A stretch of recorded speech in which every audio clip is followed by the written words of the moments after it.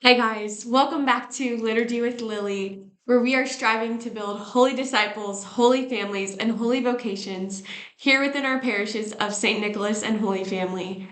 I am so happy that you guys are back with us today. I want to apologize. I actually skipped the video last week because I was sick, and then we were also knee-deep in planning for the junior high gathering. So I'm so excited to be back with you this week to talk about all of the amazing things going on in this fifth week of an ordinary time.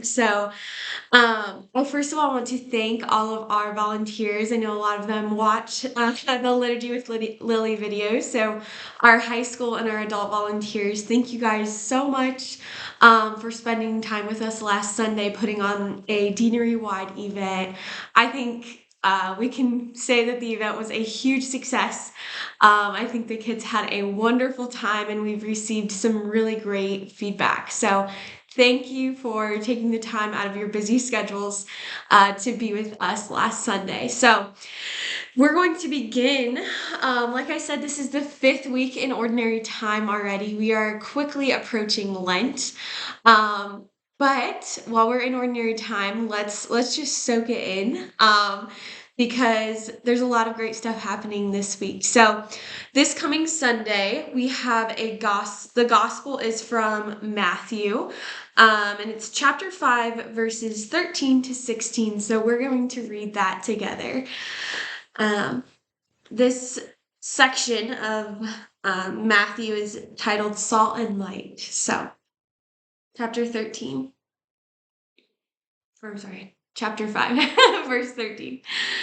You are the salt of the earth. But if salt has lost its taste, how can its saltiness be restored?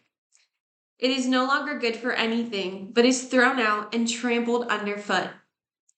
You are the light of the world. A city built on a hill cannot be hid. No one, after lighting a lamp, puts it under the bushel basket, but on the lampstand, and it gives light to all in the house. In the same way, let your light shine before others, so that they may see your good works and give glory to your Father in heaven.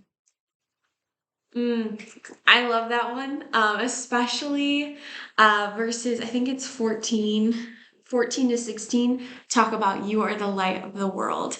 I think it's just an empowering gospel, honestly. So I'm excited to see how Father Scott preaches on that this coming weekend. So beautiful gospel you guys have to look forward to on Sunday. And this week is like, I feel like all others, we have so many feast days that we're celebrating this week. So let's start that. So if we look at Monday is February 6th, which crazy we're in February already, right? But February 6th, we have Paul, Miki, and companions. Paul Miki was a Japanese Jesuit. And he had 25 companions that were with him. They were the first martyrs actually in East Asia to be canonized as saints, which is really cool.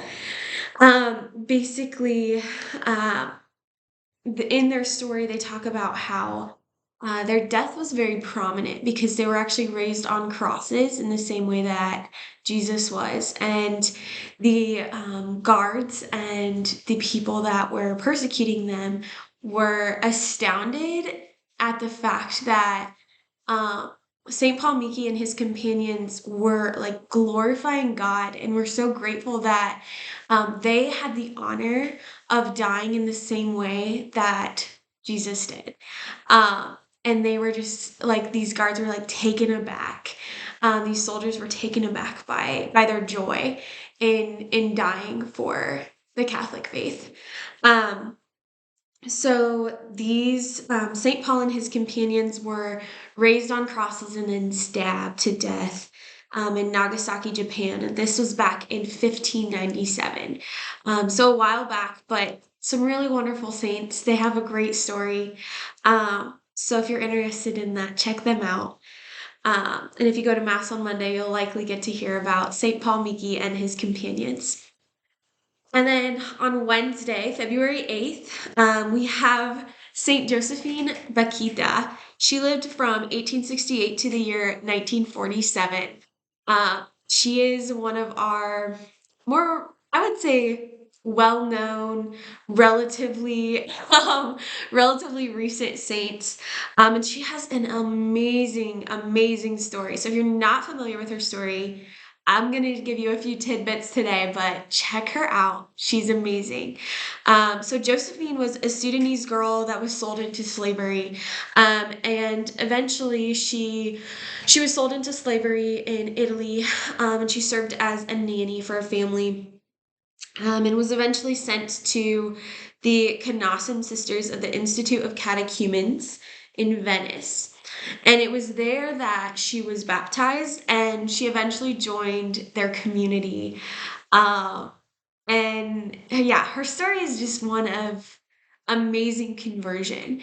So she also has a very powerful like death story, where she suffered a very long and painful illness for years, and she asked the Lord to like lighten the load, lighten the weight of the chain. She said, Lord, these chains are too heavy, please take them from me. um and just like this beautiful, beautiful faith in the Lord, and her ability to offer up her sufferings for those around her and those most in need. So just a really, really beautiful woman, and she has a great story. So that's Wednesday. We have Saint Josephine Bakhita. Also, her last name is so fun to say, and I love it.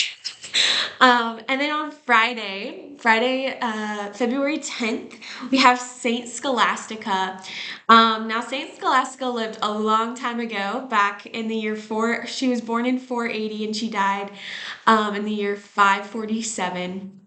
And Saint Scholastica was actually the twin sister of Saint Benedict. So, like, if you know, like Saint Benedict medals, I have some really great friends that are Benedictine monks.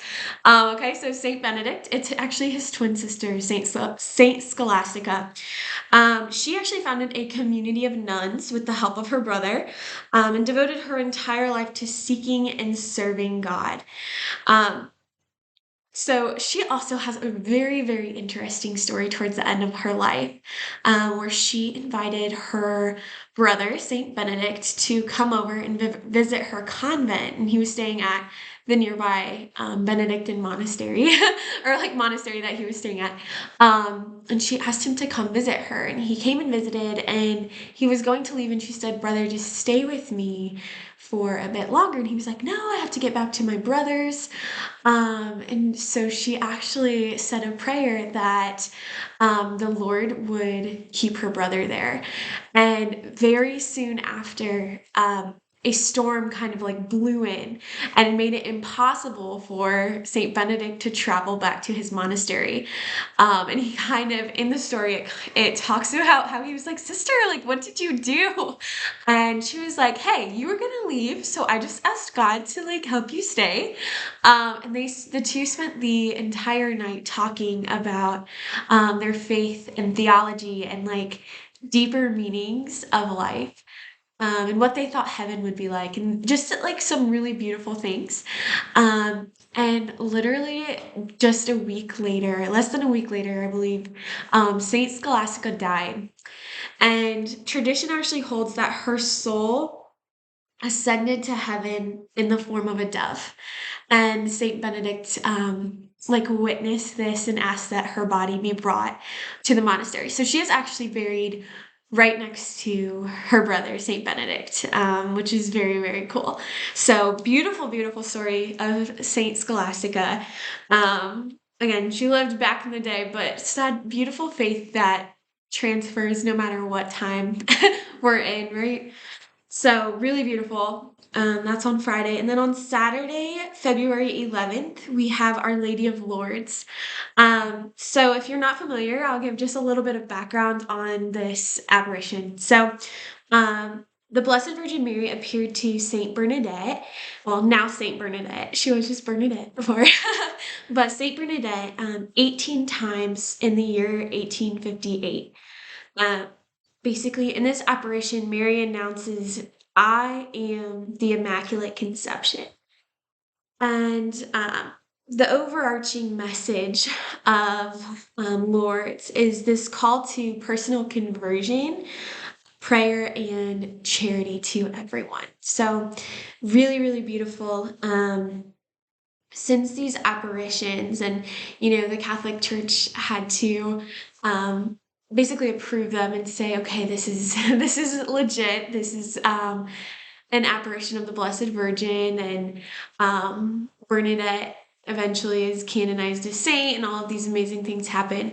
But since actually just after a few apparitions, people actually started coming to Lourdes and coming to where Bernadette would like see Mary, and Mary would appear to her.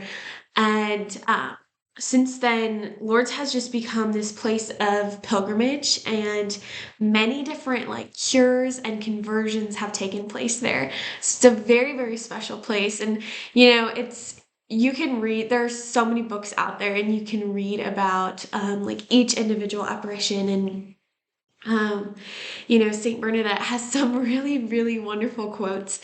But definitely check out Our Lady of Lourdes. That's this coming Saturday. So, again, a lot to celebrate this week, a lot going on within the liturgical calendar of the Catholic Church.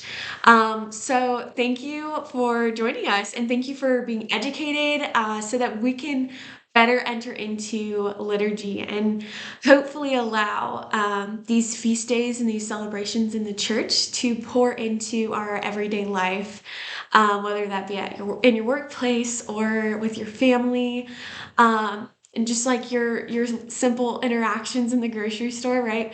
Allow the liturgical calendar to kind of seep into the rest of your life and the day to day. So, thank you guys so much for joining us this week. Please know that the staff here at St. Nicholas and Holy Family are praying for you every single day. Please join us back next week. I promise to be back with another video for you guys. Have a beautiful 5th week in Ordinary Time. Talk to you soon. Bye.